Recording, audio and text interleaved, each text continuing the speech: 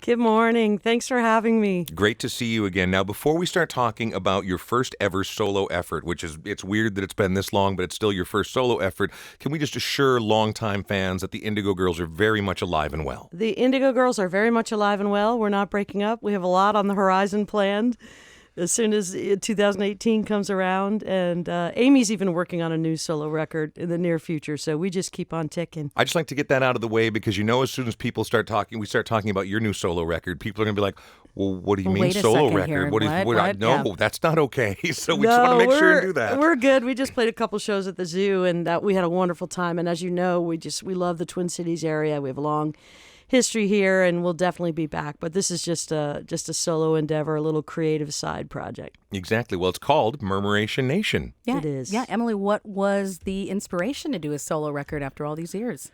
Well, I kind of had it in the back of my mind, but forever, ever, what I was doing with Amy sort of satisfied me creatively along with other projects I had. So I didn't feel a push to do anything on my own. But then I started to realize that how intrinsically tied my inspiration was to R&B, hip hop, Black American music, and obviously I'm not a Black artist, so I can't co-opt that music. I can't rap, even though I want to. And but I Same. realized that I wanted to do a project that had a very, very strong groove and rhythmic center. So a rhythmic core, and then I wanted it to have, I can't get away from the way I write lyrics. That's just a reality. And then Lyris Hung, who produced the album, she's played violin with me and Amy for several years. She's an awesome musician. We met her at Women's Music Festival, Michigan Women's Music Festival years ago. And so I said, I sent her a couple ideas, and she produced them in her home studio just for fun. We were two friends who had something in common. And she sent them back, and I'm like, oh my gosh, this is what I've been wanting to hear and create, but I can't do it on my own. So that was the catalyst. Well, before we talk about the lyrical content or more about the record specifically, I'm interested in hearing that you grew up on R&B and soul I did. music. That was the stuff that that was your first sort of exposure, or your first really falling in love with music. What kind of stuff were you listening to growing up? Well, I was born in New Haven, Connecticut, in a predominantly African-American neighborhood, and I don't think there's any way to separate those formative years from the awesome culture of music, art, and then the intensity of the politics that were happening at that time. So there was James Brown, blasting through speakers, and Al Green and things like that, Aretha Franklin. So even when I was a very small child, like 5 years old, I was absorbing that music. And then when we moved on to a different part of the city, to the suburbs, basically, my first album I ever bought was Jackson 5. And then we moved to Georgia, and of course, Georgia is just saturated with great R&B, all kinds of music, but great R&B music. And I grew up, in my college years, just addicted to funk music, Rick James, and I like the Commodores behind. The list is endless. And then I really got into hip hop. Public Enemy blew my mind, and so on. So I was stuck. I'm a white girl in a folk singer's body. I don't know what happened, but this was my first love, was that kind of music. We're talking to Emily Saliers. Yes, she's an Indigo Girl, but right now a solo artist with a brand new solo record and kicking off a tour tonight here in the Twin Cities. Yeah, the new record is called Murmuration Nation.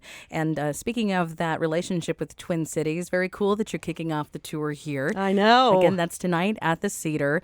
So you knew what kind of, rhythms or sounds. You had something in your head, sound-wise, that you wanted the record to go. Lyrically, though, where was your kind of jumping off point?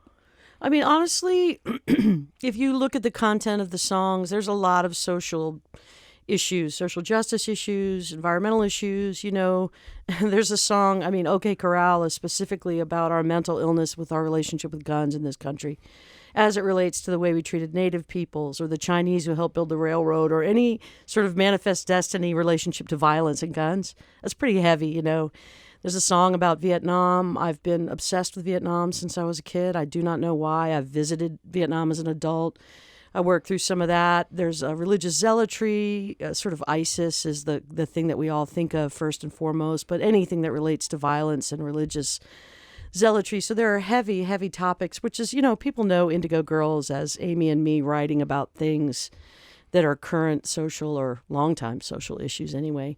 And then there's just the interpersonal stuff that I can't get away of. I'm just fascinated with relationships and broken hearts, and I seem to be able to dig into the meat of those issues. And then there's a couple, I wrote a song on ukulele called Slow Down Day Friend. It's really lighthearted. So the approach to the lyrics is really no different, except that it comes through the lens of me in this particular current time. And the last the last song on the record is called Fly, was written right after the presidential election. So, say no more. And all that entails. Exactly right. Emily Saliers, Indigo Girl, right now a solo artist, Murmuration Nation, performing tonight at Cedar Cultural Center to kick off the tour in support of this.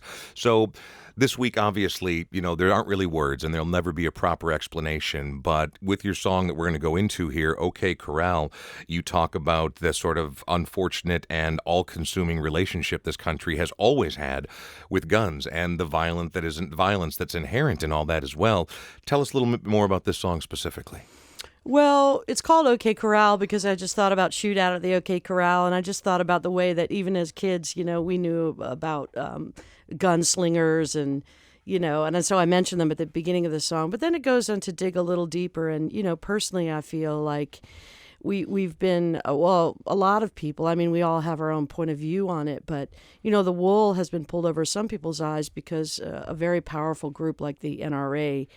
The power there is massive, and I think there's so much propaganda with it. And so those of us who are on the side of what seems to us like sane gun legislation, we don't say take all the guns away from the Americans. It's not what we're saying. It's just that when you have a country of people, many of them ill, and they have access to multiple weapons all the time, and something sets them off, and in a moment of impulsivity, lives are lost. We have to deal with that on a legislative effort, and we also have to start talking to each other about what sane gun legislation obviously means. And so I'm not going to get on a rant here, even though I started to get on one. OK Corral explores like how we started as a nation of guns, where it's led us, the power of the NRA, what the conversation is, and in the midst of it, people keep losing their lives and bleeding from bullet holes. So it's an intense song, but also rhythmically and musically, I'm so proud of it. Really, Lyris did a great job producing it, everybody who played on it. So if you didn't know what the topic was about, you could even dance to it almost. Very good. Well, Emily, thank you very, very much for stopping by here to help kick off your tour. Well, I appreciate y'all so much. Amy and I have always loved the Twin Cities area. I'm especially grateful to start my first solo tour ever in my life here. Well, congratulations. Break a leg, right? Thanks, man. I appreciate y'all. Murmuration Nation is the name of the record, and this is the song we've been talking all about. Emily Saliers, OK Corral on The Current.